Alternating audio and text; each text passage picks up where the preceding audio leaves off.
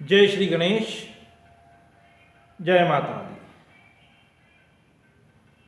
आप सभी का माँ पंचशक्ति मंदिर में होने वाली इस श्रीमद् देवी भागवत कथा में हार्दिक स्वागत है। जितने लोग भी सोशल मीडिया के माध्यम से इस कथा को सुन रहे हैं, भगवती जगदम्बा माँ पंचशक्ति उन सभी की मनोकामनाओं को पूर्ण करें। भगवान श्री गणेश रिद्धि सिद्धि के साथ माँ पंचशक्ति मंदिर में विराजमान है। उसके बाद में आप पीछे की तरफ देखते हैं जब भगवान श्री गणेश के, तो बीच में माँ दुर्गा विराजमान है। उनके पास में महाकाली और माता वैष्णो देवी हैं, और दोनों तरफ किनारों पर एक तरफ माता सरस्वती और एक तरफ माता लक्ष्मी विराजमान है। तो हे माँ पंचशक्ति, हम आपके श्री चरणों में बैठ करके आपकी प्रेरणा से, आपकी आज्ञा से श्रीमद् देवी भागवत महापुराण कथा कर रहे हैं। निर्विघ्न रूप से यह कथा पूर्ण हो। आज द्वितीय दिवस है, दूसरा दिन है कथा का, तो आप हमें प्रेरणा दें और यह कथा खूबसूरत रूप से हो, आनंददायक हो। हम आपसे ऐसी प्रार्थना करते हैं। जय माता दी। भक्तों, कल हमने कथा सुनी, श्री सूत जी महाराज ने शौनक आदि ऋषियों को कथा सुनाई। माँ की महिमा की हम चर्चा कर रहे थे। हमने अनेक कथाएं कल सुनी और हम कल भगवान कृष्ण के प्रसंग पर थे जब ये कथा चल रही थी। कुछ तकनीकी प्रॉब्लम के कारण, समस्या के कारण वह कथा पूरी नहीं हो पाई थी। तो वहीं से कथा को शुरू करते हैं। जिसने पहला वाला वीडियो नहीं देखा है, सबसे निवेदन है कि श्रीमद् देवी भागवत को पूर्ण रूप से सुने। मैं प्रयास कर रहा हूँ कि कम शब्दों में सरल तरीके से, सम्यक तरीके से जो पूरी देवी भागवत है उसे सुना सकूं। हम माँ की महिमा को सुन रहे हैं सबसे पहले, कि इस पुराण को सुनने से कौन कौन सी मनोकामनाएं पूर्ण हो जाती है। किन किन महानुभावों ने, किन किन भक्तों ने इस कथा को पहले सुन रखा है। उसी तारतम्य में भगवान श्री कृष्ण की भी कथा आती है। उस कथा को मैं जल्दी से, जो भी कल कथा हुई थी भगवान कृष्ण की, वह स्वयंतक मणि के लिए हुई थी। सत्राजित भगवान सूर्य से एक मणि लेकर के आए थे। भक्ति द्वारा भगवान सूर्य नारायण ने उन्हें एक मणि दी थी, जो 8 भार सोना प्रतिदिन धारक को देती थी। एक दिन प्रसेन जी उस मणि को धारण करके वन में चले गए। वहाँ उन्हें सिंह ने मार दिया एवं मणि को छीन ली। लेकिन बहुत दिन तक जब प्रसेन जी नहीं आए तो नगरवासियों ने भगवान श्री कृष्ण पे कलंक लगा दिया कि हो न हो, भगवान श्री कृष्ण ने ही, द्वारकाधीश ने ही प्रसेन जी को मारा है और वह मणि छीन ली है। अब भगवान श्री कृष्ण अपने साथियों के साथ, अपने सैनिकों के साथ उस मणि को खोजने के लिए वन में जाते हैं, जहां उन्हें प्रसेन की लाश मिलती है। प्रसेन का शव मिलता है शतविक्षत हालत में, जिसे सिंह ने मार दिया था। भगवान श्री कृष्ण और उनके साथी सिंह के पद चिन्हों को देखते हुए आगे बढ़ते हैं जंगल में, और आगे जाकर के देखते हैं कि एक गुफा के द्वार पे सिंह भी मरा हुआ है। अब भगवान श्री कृष्ण अपने साथियों से कह देते हैं कि आप लोग बाहर इंतजार करें, पता नहीं अंदर कौन सा जानवर है, कौन सा दानव है, या पता नहीं अंदर गुफा में क्या है जिसने सिंह को भी मार दिया है। अब ऐसी स्थिति में आप लोगों का मेरे साथ जाना अच्छी बात नहीं है, यह संभव नहीं है। इसलिए मैं ही जाऊंगा और उस मणि को लाने का प्रयत्न करूंगा। जितने भी साथी भगवान श्री कृष्ण के साथ में गए थे द्वारकावासी, वह 12-13 दिन तक तो वहाँ रास्ता देखते रहे। जब भगवान श्री कृष्ण की वापसी नहीं हुई तो उन्होंने जाकर के अपने नगर में, जिसे द्वारका कहते हैं, वहाँ जाकर भगवान श्री कृष्ण के सभी सगे संबंधियों को एवं परिवार वालों को, माता पिता को यह सूचना दी कि भगवान श्री कृष्ण मणि लेने के लिए गुफा में प्रवेश कर गए थे, लेकिन बहुत दिनों से वे बाहर नहीं आ पाए हैं। पता नहीं भगवान श्री कृष्ण के साथ में क्या हो रहा है। तब माता पिता बड़े दुखी हो जाते हैं और रोने लग जाते हैं, परेशान हो जाते हैं, परिवार वाले बड़े दुखी हो जाते हैं।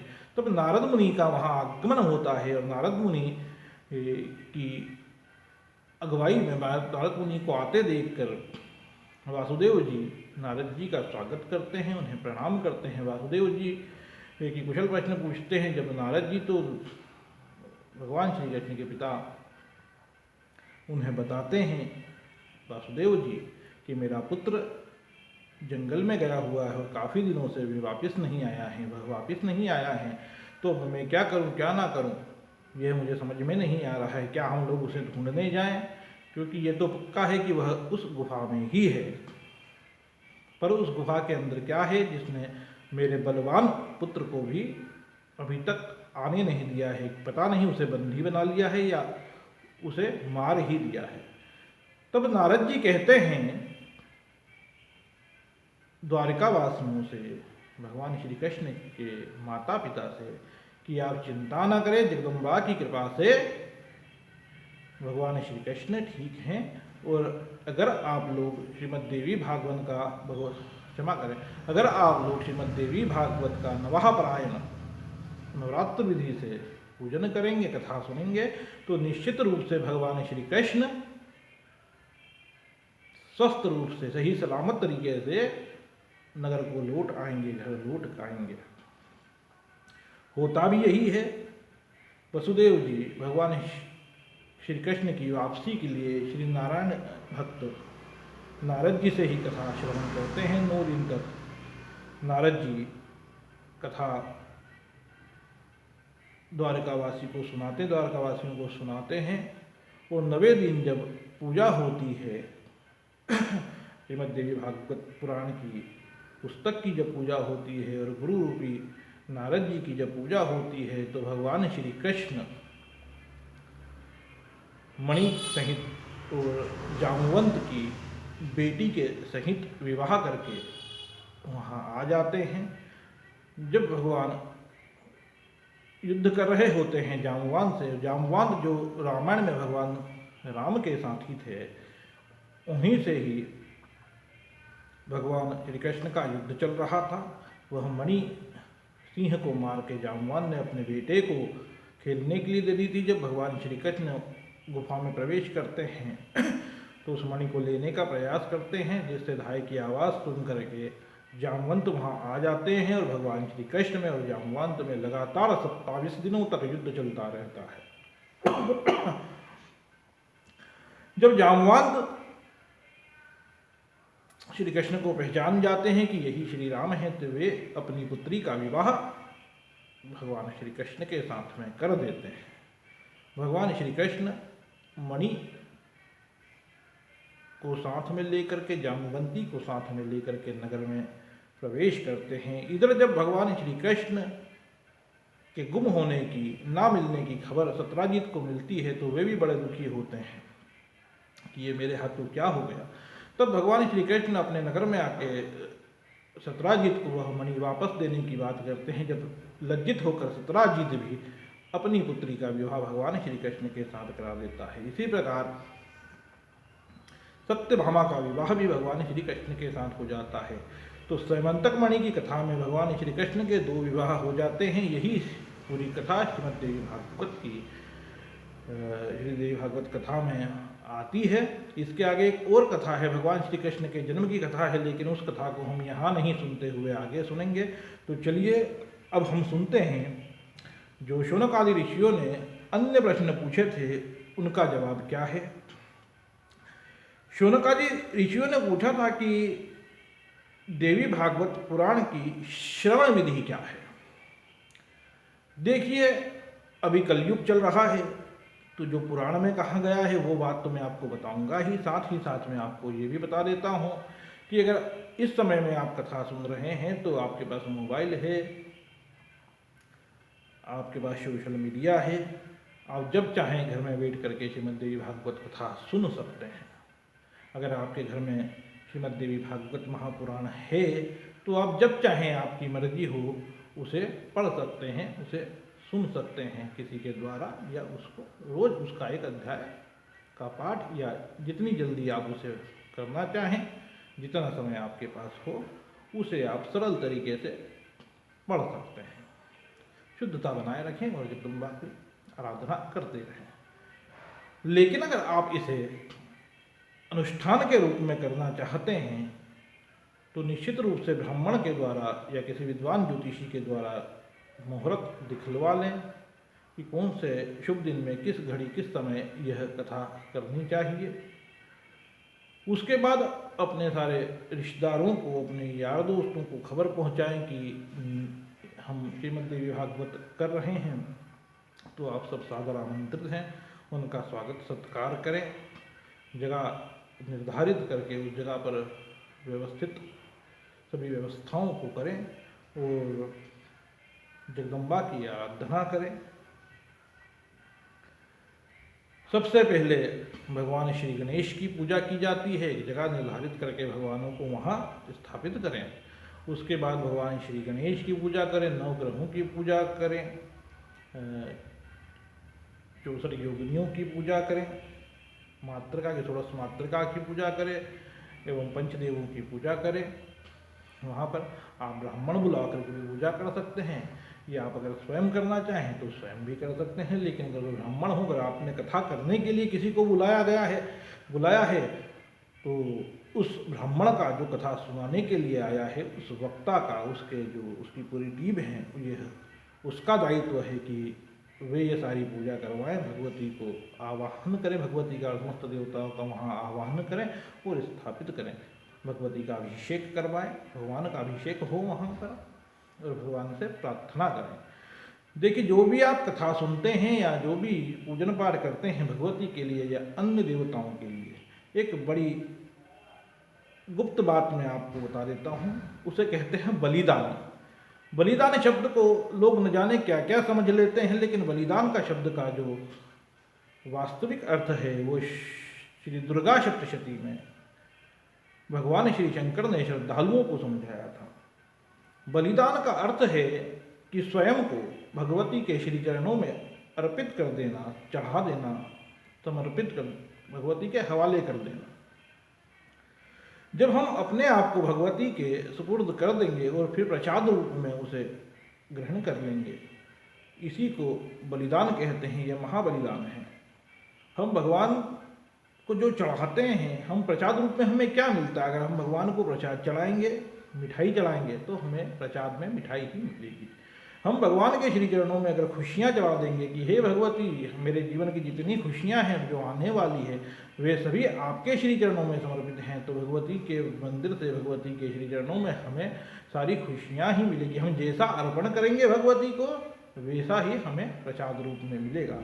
तो यहाँ पर मैं अपने परिवार समेत, अपने माता पिता सहित माँ भगवती के चरणों में मैंने अभी तक जो भी भक्ति की है, जो भी मैं कथा सुना रहा हूँ और सुनाने वाला हूँ, यह सब जगदम्बा की कृपा से ही है। तो मैं भगवती के श्री चरणों में अपने आप को सपरिवार समर्पित करता हूँ और आपसे भी कहता हूँ कि कथा सुनते समय भगवती के श्री चरणों में अपने आप को, अपने परिवार को समर्पित कर दें। इसे ही महाबलिदान कहते हैं।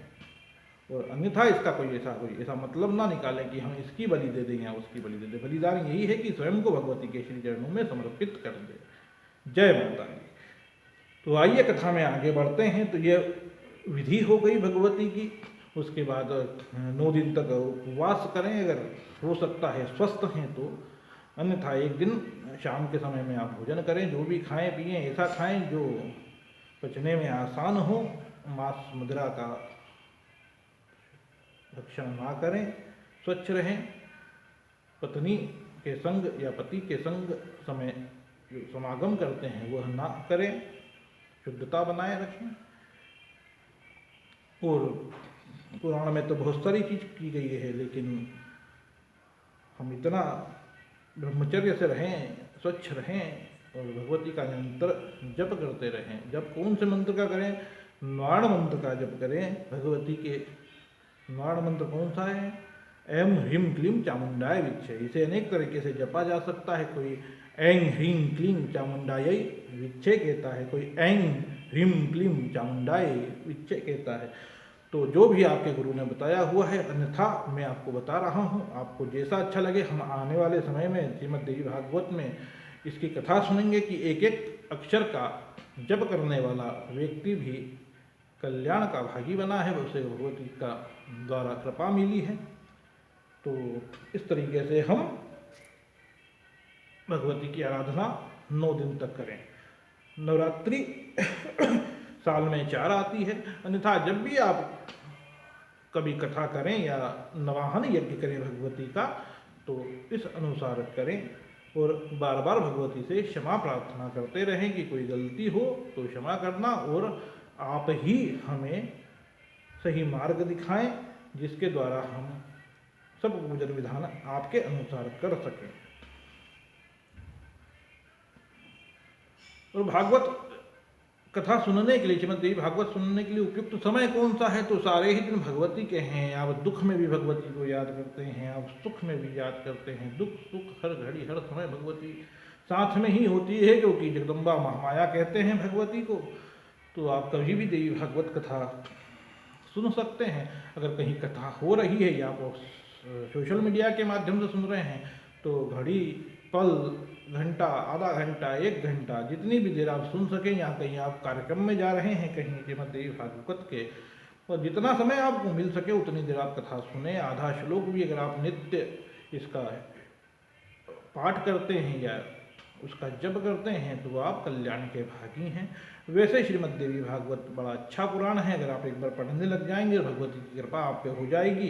जिस तरीके से मैंने बताया है आपको कि भगवती के श्री चरणों में आप अपने आप को अर्पण कर देंगे तो खूब मन लगेगा आपका, और भगवती जल्दी से इस पुराण को पूरा करवा देगी। तो ये हमने सुनी कि समय क्या है। अब बात आती है कि क्या क्या उपलब्धियां हैं श्रीमद्देवी भागवत पुराण को सुनने की। श्रीमद्देवी भागवत पुराण को जब हम सुनते हैं तो हमें क्या क्या मिलता है? तो जैसा कि हमने पहले दिन की कथा में सुना, उसके अनुसार पुराण के अनुसार जिस तरह हमने पहली कथा सुनी थी, पहली कथा कौन सी थी?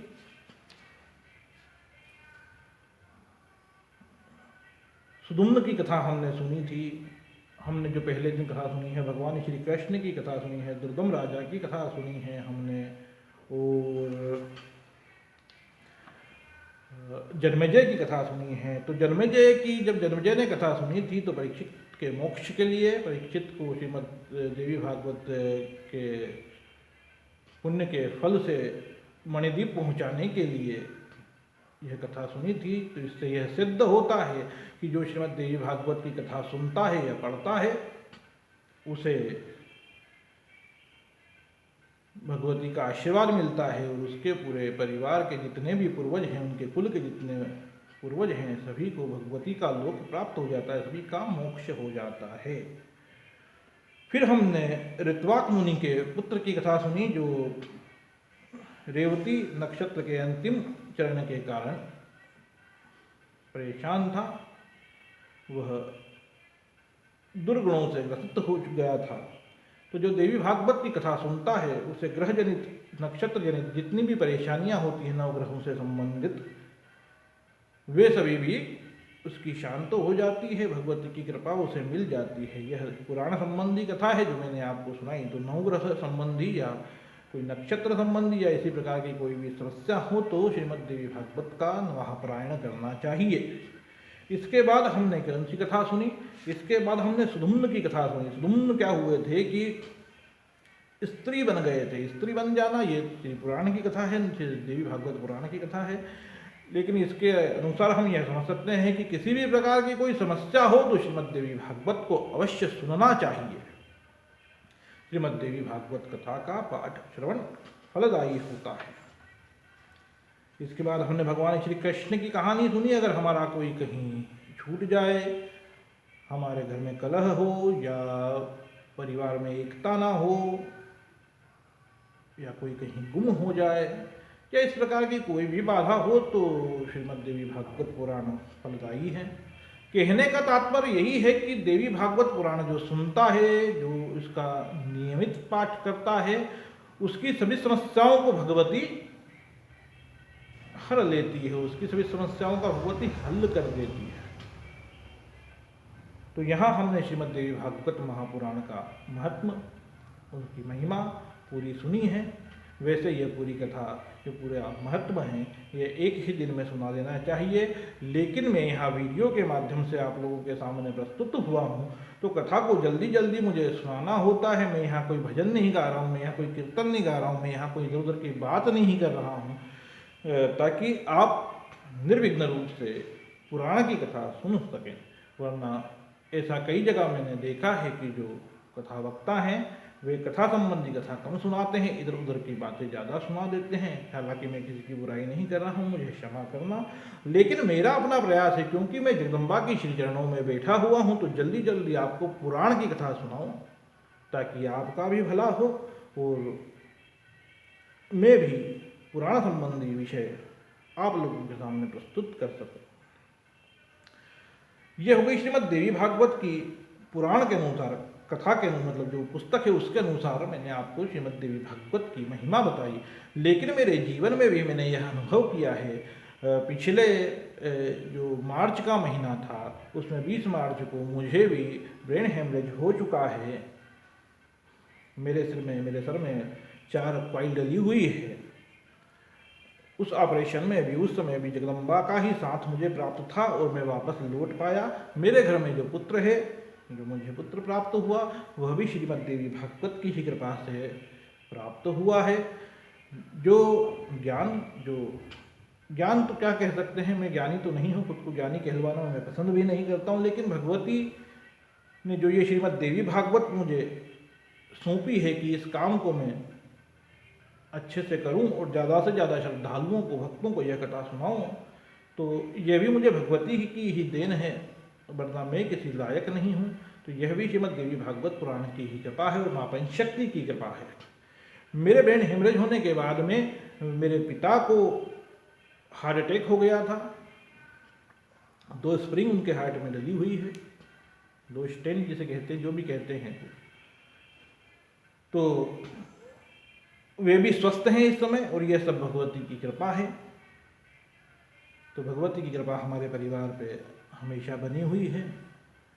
तो ये श्रीमद् देवी भागवत की महिमा ही है कि जहाँ श्रीमद् देवी भागवत की कथा होती है, जहाँ श्रीमद् देवी भागवत का पाठ होता है, जहाँ श्रीमद् देवी भागवत पुस्तक की पूजा की जाती है, जहाँ श्री भगवती का ध्यान किया जाता है, जहाँ भगवती की जोत जगाई जाती है, वहाँ किसी प्रकार की कोई परेशानियाँ नहीं आती है।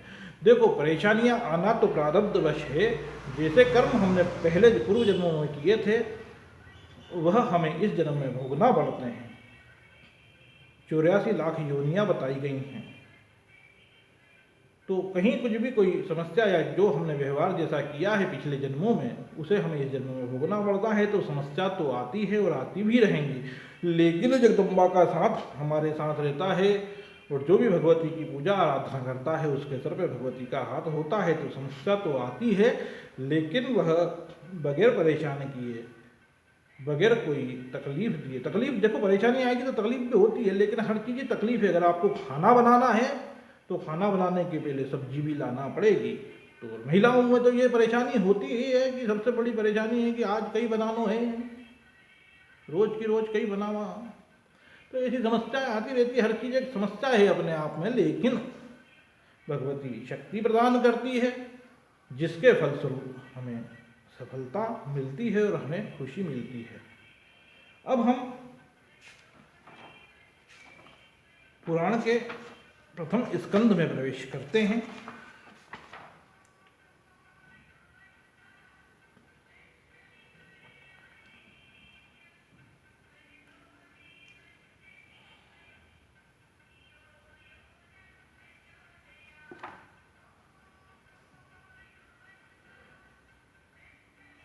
तो पुराण के संबंध में शौनक आदि ऋषि श्री सूत जी महाराज से पूछते हैं कि हे पुरुष श्रेष्ठ महाबाग सूत जी, इस त्रिगुणात्मक जगत में काल चक्र की प्रेरणा से सदा चक्कर काटने वाले मनुष्यों को ज्ञान हुए बिना मुक्ति मिलना कभी संभव नहीं है। अतएव आप परम पावन श्रीमद् देवी भागवत को कहने की कृपा कीजिए। और जब इतनी कथा, इतनी महिमा शौनक आदि ऋषियों ने सुन ली श्री सूत जी महाराज से, तो वे प्रार्थना करते हैं कि जो पावन कथा जो पवित्र कथा इतनी गुणमान है कि जिसके द्वारा समस्त प्राणियों की समस्याओं का हल हो सकता है, तो वह कथा हमें सम्यक प्रकार से सुनाने की कृपा करें एवं मुख्य मुख्य कथाएं हमें जल्दी सुना दें। मुख्य मुख्य कथाएं हमें सुनाएं जो सम्यक प्रकार से हम याद भी रख सकें। तो आइए अब हम कथा में चलते हैं।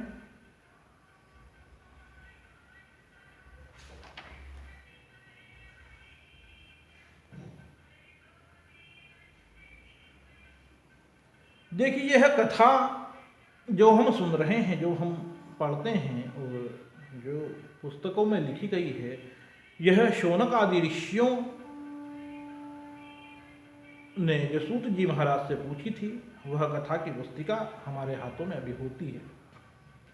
लेकिन यह कथा लिखी श्री वेदव्यास जी ने है, और वेदव्यास जी ने भी इस कथा को लिखने से पहले श्री नारद जी महाराज से इस कथा को सुना है। ऐसा कहा जाता है, ऐसा गोरखपुर की जो श्रीमद् देवी भागवत है, गोरखपुर गीता प्रेस गोरखपुर की जो श्रीमद् देवी भागवत है, उसमें 18 पुराणों का भी वर्णन है। कौन कौन से पुराण हैं, 18 पुराणों का भी वर्णन मिलता है उसमें। और इसके पहले कितने व्यास हो चुके हैं उसका भी वर्णन मिलता है। जब आप श्रीमद् देवी भागवत को पढ़ेंगे तो आपको कई सारी जानकारियाँ प्राप्त होंगी। मैं चाहूँ तो मैं भी, अगर आपके कमेंट्स आएंगे तो मैं अगले किसी वीडियो में उसका पूरी कहानी आप लोगों को सुनाऊंगा। लेकिन मुझे सम्यक प्रकार से श्रीमद् देवी भागवत को आगे बढ़ाना है, तो हम इस कथा के अंतर्गत जो पहला स्कंद है उसकी कथा सुनते हैं कि एक बार श्री वेदव्यास जी महाराज अपने आश्रम पर बैठे हुए थे, तो वहां उन्होंने गोरैया पक्षियों का एक घोंसला देखा। उन्होंने देखा कि वे पक्षी बड़ी जद्दोजहद से, बड़ी मेहनत से दाना लेकर के आते थे और अपने जो नवजात शिशु है, अपना जो बच्चा है, उसके मुख में डालते थे।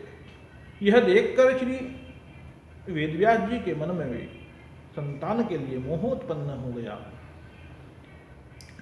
उन्होंने सोचा कि पुत्र विहीन जीवन, संतान विहीन जीवन किस काम का, क्योंकि संतान अगर ना हो, अगर बेटा ना हो, अगर पुत्र ना हो, तो उसका मोक्ष जाना उसका, जैसा भी शास्त्रों में लिखा जाता है कि मृत्यु के बाद में की जाने वाली क्रियाएं कौन करेगा, पिंडदान कौन करेगा। इस प्रकार की चिंता श्री वेदव्यास जी को लगी। और उन्होंने ये भी सोचा कि भाई जो सुख है वह संतान से ही प्राप्त होता है, क्योंकि बचपन में बच्चों में ही भगवान नजर आ जाते हैं और बच्चों की लीलाएं बड़ी अच्छी होती है। जिसके घर में बच्चे हैं वे इस बात को जानते हैं कि सच्चा सुख क्या होता है, कि किस प्रकार संतान को देख के, वह बेटा हो या बेटी हो, लेकिन एक आत्मीय खुशी, एक अंदरूनी खुशी महसूस होती है। तो उस प्रकार के ही सवाल जवाबों में अपने आप से करते हुए वेदव्यास जी परेशान हो गए और बड़े दुखी भी हो गए कि मेरे पास संतान कैसे होगी, क्योंकि मेरी तो पत्नी भी नहीं है। और इस प्रकार की परेशानियों से ग्रस्त होकर बड़े दुखी थे वेदव्यास जी। इतने में अचानक नारद मुनि का वहाँ आगमन हो